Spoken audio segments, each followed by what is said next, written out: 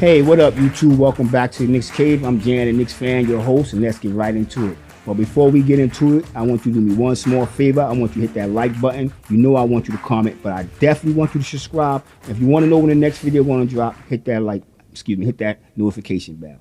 All right. Before I get into this video and give you my analysis of last night's game, well, I'm not going to really give you no analysis of last night's game. You seen the thumbnail. I want you to watch a video. It's about 5 minutes. Watch the whole video and then come back and then tell me what you think, because I'm about to give Tom Thibodeau the business because I'm tired of this crap. Here we go. They're practicing well, and when you practice well, you normally play well. It's pretty simple. With the young legs in the fourth quarter, how much did that help? I mean, it seemed like the Heat weren't expecting that type of barrage. Well, they were the same young legs that we had in the first half.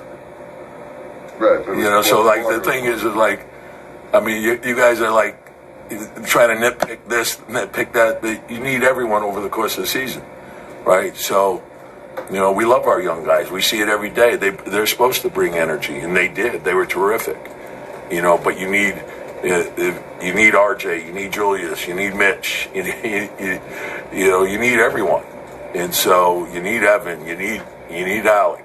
It's a team. It's not an individual thing. It's you can't just pick up a box score after and say, like the thing is like how many people are watching the game after the game is played to really know exactly what happened in the game.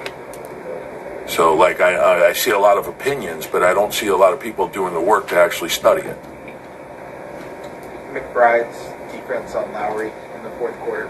What did you think of it? And not an easy cover because of his ability to shoot, but also his ability to draw fouls. And so, he came up with big rebound in traffic. Those are winning type plays, and so it's terrific. I thought Quentin gave us really good minutes. He's been shaking the rust off for a while, but I thought second half he got his rhythm going too. And He's given us a lot of hustle plays, putting pressure on the rim.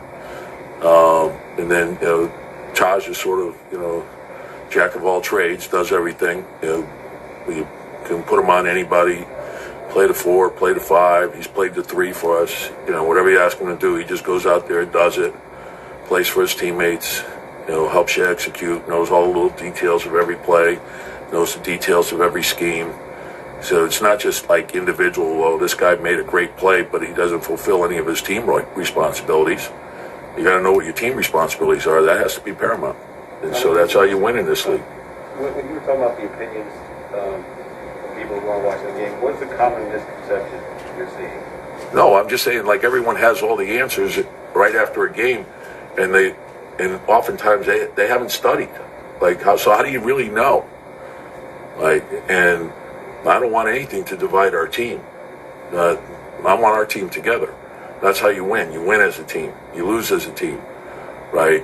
So when I see like stuff being written or people talking about this, that, and like oftentimes you hear it all the time, and then when you actually do study it and you watch the game again, and maybe you watch it a third time, you actually know what transpired.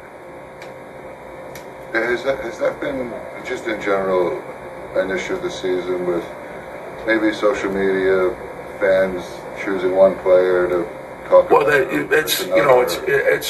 it's where we are in society today. With social media, it's a different animal, and look, hey, it's part of the game. We love it. It drives the game. It's as popular as it's ever been. But to me, I don't like anything that eats away at the fabric of the team. And so, people want to take one game, whether it's a win or a loss, and they want, well, this, and this. No, it's, and oftentimes the things that they're saying, a guy might make one good play in the game and he has 9 bad plays. Or conversely, he makes 9 good plays and he has 1 bad play. Have you talked to the team about trying to stay off the social media this season? No, I just talked to him about staying away from you. No, but I say that's a joke. So.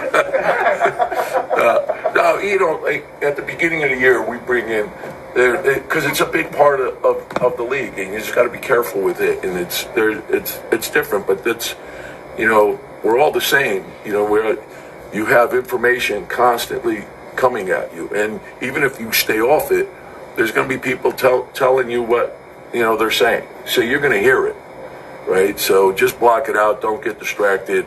Come in every day knowing that, hey, some days you may not play great, but you can still help the team win. And I just want the team to keep growing, just to keep improving, keep learning. We got young guys; they're going to learn. Trial and error is a big part of learning. Bring energy to the group. Vets help the young guys grow, and then I want them to grow as well. That's what I love about Taj. Taj is I don't know how many years in the league now, but a lot, and he keeps adding to his game, and he loves every aspect of being on a team. He loves the meetings, he loves the weight room, he loves the travel, he loves every aspect of being on a team. And when you have guys like that put the team first, good things will happen. So that's what we're trying to do. Tom, why'd you start Jericho? Because I could. All right. The first question the reporter asked him why he haven't been playing the young guys. And right there, you can see that question kind of ticked him off because he knew it was coming after he knew it was coming after the first. It didn't come that first win the young guys got, and it was a very impressive win. But he knew it would come if we got a win against Miami Heat. And it's a question that everybody been asking all season. Why haven't you been playing the young guys? Why haven't you gotten them out there, getting them experience? If we was to get to the playoffs, that if anybody got hurt, they would be able to step in and do their job. I mean, you hear that old cliche line about, stay ready, go to practice, put in the work. Come on, man. It's nothing like live game action where you have to make them decisions quick, right on the moment. You in practice, you're not going to get yanked out the game. You're not going to a foul call. The foul ain't going to mean nothing. It's really no real consequences in practice. Let's be real. So if they can't get live game experience, they're not going to be prepared. Then he responded, excuse me for a second, he responded by saying, you need guys like Julius Randle. You need guys like R.J. Barrett. And nobody said we didn't need these guys. Nobody said that. And nobody, I don't understand that response because we know who we need on this team. What we need is for you to be a coach. What we need for you, and when you see guys like Julius Randle, R.J. Barrett, Evan Fournier, and Alec Burke not performing up to par, to take them out, sit them on the bench, and bring in some guys that's willing to play, that's going to get the job done. That's what we need from you as a coach. We need for you to identify these things. That's your job, Tibbs, not the fans, not the fans. This is the reason why he brung that up. And in my opinion, that's another reason why he need to be fired. All right. 1 minute and 8 seconds into this conference, another reporter started asking him about one of my favorite players. And it's not. I don't think a lot of people like Deuce McBride on this team because I've been hearing negative things on other channels. But Deuce McBride came in this game, and Deuce McBride showed you why he should have been playing from day one the season started. And Tom Thibodeau is looking stupid. There's no other word to describe what's going on when that man at the press conference. You can see his frustration in his face, and I don't know. Like I'm saying, well, anyway, the reporter asked him about the defense that McBride had on Kyle Lowry. And what make my mind so puzzled when it comes to McBride and Tom Thibodeau, that Tom Thibodeau was an advocate for the Knicks to draft this man, but you're not playing this man. Tom Thibodeau said something about not dividing the team, keeping the team together. If my memory serves me correct, you had a press conference, Mr. Thibodeau, and you said the reason you played the guys who you played because you had nobody better on the bench. We're seeing the total opposite of what you're saying. And not only did you divide the team, you're the coach. And when a player hear you, especially a rookie hear you say that, they have to sit back and contemplate the ideas that, am I as good as I think I am? What is my coach seeing in practice that I'm not? You divided the team. You may not understand it, but you're dividing the team when you made that statement. You're the coach. I remember that statement. I know a lot of people remember that statement. All right. And the reason I bring Deuce McBride up because Deuce McBride was a goddamn defensive specialist in college. You know what I'm saying? And we all know that he should have been playing. We all know the rookies should have been playing more often. They would have been better prepared for what's about to come. And you know what I mean by that? I mean, things are going to get tough the next few games. We got a break with Miami Heat with a certain players being out. And yeah, Julius Randle was out. And honestly, if you ask me, I think that was a good thing. So, and because you see how the team been playing.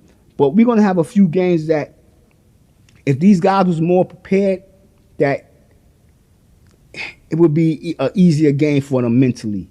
There was another question another reporter asked him, and he asked Tom Thibodeau what was the common misconception that the public was seeing.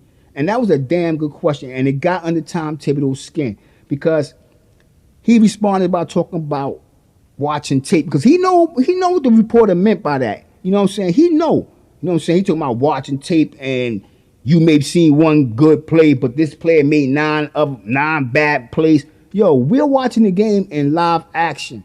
And we're watching Julius Randle fumble, stumble, turn the ball over 5-6 times in a 3-minute span. And you keep the man on the court. You talk about accountability. Now, it's time for the organization to hold you accountable, Mr. Thibodeau. I mean, I want to call you our super coach because I used to call you our super coach in my videos. But come on, man. Come on, man. You come up on you just basically everything you said you go against. There's no accountability on this team. The young guys are out here and the young guys are doing what some of us had a feeling that they could do. McBride got back in the game. He got hurt. He been a little. Not McBride. Excuse me. Grimes. He been a little off getting his game back. You've been giving him a run, and I can't really complain about Grimes because you have been playing Grimes. But the people who we wanted to see, Jericho Sims, Obi Toppin, McBride, these guys have been wanting this chance for months now, and it takes for the team to get riddled with injuries so that they can play. And now that they're playing and the way that they're playing, nobody have to say nothing because the style and the way they're playing is calling you out. It ain't about social media. Social media is calling you out because we see the bull crap. We see the bull crap. Oh, man. With that being said, I want everybody to stay safe, stay healthy. God bless, and peace.